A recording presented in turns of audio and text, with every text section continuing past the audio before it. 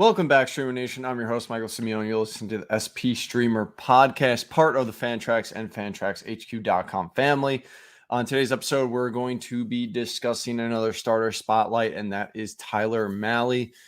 We will also have a regular podcast episode on Tuesday with Todd Whitestone, which I'm really excited about. Basically, we're going to be talking about Fab and the kinds of things that he saw because he literally tracked it every week last season. So he knows what big spending can do early on, the trends throughout the season, all kinds of things. So we're going to really dive into that. So if you want to hear that, that will probably be out Wednesday morning. So make sure you keep an eye out for that one. All right. So Tyler Mahle for our starter spotlight. Tyler Mahle came into the 2021 season a brand new pitcher after a successful 2020 resulting from adding a new pitch, which was a slider. He looked well on his way for another successful season. Overall, in 2021, Tyler Mahle pitched 180 innings. I feel like I didn't pronounce that properly at all. Tyler Mahle pitched 180 innings with a 3.75 ERA and a 1.23 WHIP. So obviously, good season. If you owned him, he had some ups and downs. It's Sunday, so clearly I don't know how to talk today. And he did, struggle at home, which, Great American Ballpark last three seasons, top three in terms of offense in that ballpark. So obviously that's something to think about moving forward. But we'll kind of dive into that real quick as we move forward.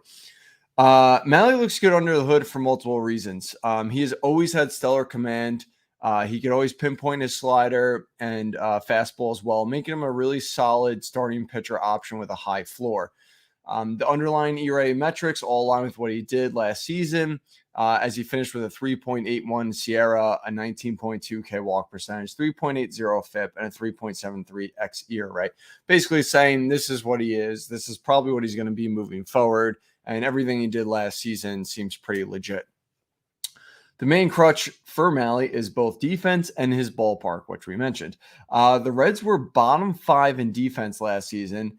And what does defense hurt the most? Ground ball pitchers. Well, Mahle had a 42.2% ground ball rate. Now, he's not a crazy high end, I want to say, ground ball rate pitcher. Like, that's not super high, but it's above average. So he does, get it on the ground more often than not. The Reds ballpark is known to be very hitter friendly, and Mahle certainly felt that as his ERA at home in 2021 was 5.63. To note, in 2020 it was not that. He pitched better at home than on the road, but it was a smaller sample in 2020. So it's going to be a little interesting to see kind of what he does this season.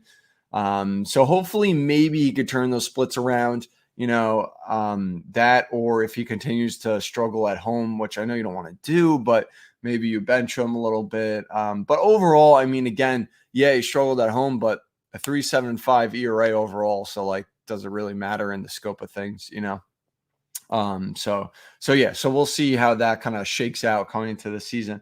Overall, Mahle throws 3 pitches. All 3 of them work just fine. The four seam is elite. The slider induces whiffs, and the splitter can be lethal, depending on how he is throwing it and if he has a feel for it. Again, we always discuss splitters and how they kind of are a fickle pitch because it really depends on, how confident the pitcher is with it when he's warming up and all those kinds of things. The main thing that Mahle lacks in his arsenal really is creating swings outside the zone, which is kind of surprising because a lot of Red pitchers are really good at that. When you look at Castillo and Sonny Gray, they're really good at getting those whiffs outside the zone. But that is something that Mahle doesn't really excel at. He's not bad at either, but he doesn't excel in that area. But I think if he can work on the splitter more and get that going, that could definitely change. But I think as of right now, unless he could start doing that, it kind of limits his upside. The one area where I think Mahle could actually improve, where people probably aren't really thinking, is actually innings. He pitched 180 innings last season, and I think we could see him, reach maybe 200 innings. I found some interesting quotes from an article on MLB.com written by Megan Garcia. Coach David Bell says, we've seen it a lot from Tyler. He's been pitching well for a while now, but you do see him get stronger as the game goes on. Sometimes he's grinding out early, and a lot of times he'll really pick it up and just get better as it goes. It just says so much about him and who he is as a pitcher. And next, this is a quote from Tyler Mahle himself. I know I have decent stuff, and if I trust it, things are going to go well for me. Excuse me. I think it's always just kind of been that way, where you get more locked in as the game goes on and getting in a little bit of rhythm. That's exactly what happened today. That was when he was talking about a game that he pitched. But he basically kind of gets that feeling where as the game goes on, he gets more comfortable and pitches better. So I thought it was interesting quote, and I wanted to kind of look at how he did each time through the order. So he was typical, really good first time, really good second time, a little step back third time, but most pitchers are that way. His first time through the order last season, he had a FIP of 3.83, so not bad. The second time through is a 3.18, so that kind of follows what he says. He gets more comfortable with the second time through the order, which is good. So as long as he gets through that, I feel like first, second inning, okay. He could pretty much cruise. And then third time, his FIP was a 4.81, which doesn't sound great, but it's actually not that bad. I mean, if you want to look at another workhorse in Sandy Alcantara, his FIP the third time through the order is also above 4. It's a 4.11. So, I mean, yeah, you still have about almost a half run difference, but it's still not that bad compared to a pitcher that everyone sees as an elite pitcher because, one, he's good, Alcantara, but he's also a workhorse. So I just think that it kind of shows that Mahle has that potential, right, to go from potentially a 180 inning pitcher to a 200 innings pitcher. And or I think it also even shows the high floor for him in terms of innings pitched, which makes him pretty attractive as well. Overall, I think you get what you see with Mahle, right? Unless he adds another pitch or his velocity kind of goes up. I think he's a mid to high 3 ERA pitcher with a decent strikeout rate, can be an innings eater, and a pitcher who has really good command. So I think he's definitely valuable. I don't know if there's going to be another level there.